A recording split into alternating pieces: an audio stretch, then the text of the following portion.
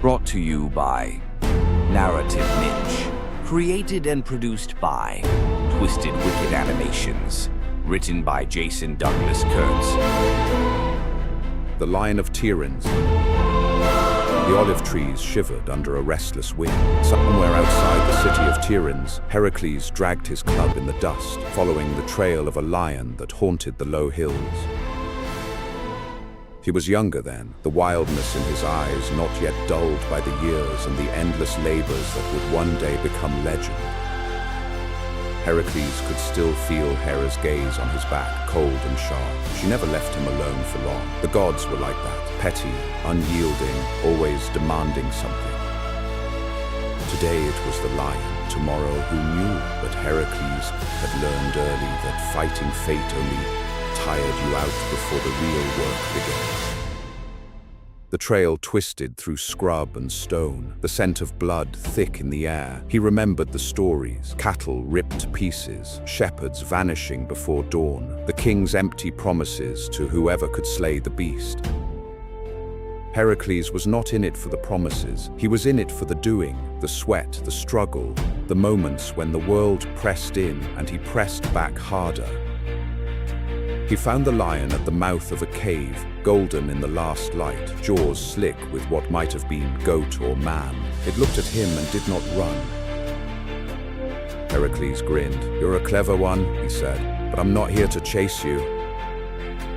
The club was useless. The lion's hide was magic, thicker than bronze. He tossed it aside and went in with his bare hands. More wrestling than battle, the fight was short and brutal. Heracles felt the beast's hot breath, the snap of its jaws grazing his ear. He wrapped his arms around its neck and squeezed, the way his old tutor had shown him with river snakes. The lion thrashed, claws raking his arms. Heracles held on, gritting his teeth until something gave way. A shudder, a gasp, the weight of the world shifting for one heartbeat. When it was done, he stood in the silence, blood running down his arms. The lion's bulk sprawled at his feet. He looked up at the sky, half expecting Hera to flicker in the clouds, disappointed that he had survived again. The young warrior skinned the lion with its own claws, careful and slow. The pelt was heavy, warm, and when he swung it over his shoulders, he felt invincible, if only for a moment. That was the thing about Heracles. He was never just the hero. He was the man who did the work, who got up every time the gods tried to keep him down, who carried the weight of his legend because nobody else could. He slung the lion's head over his back and walked home, whistling a tune about old victories and new scars.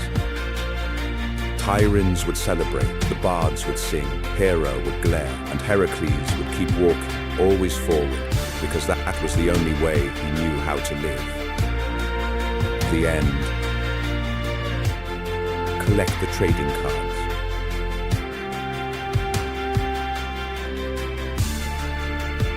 Just go to narrativeniche.com and click on Clash of Gods.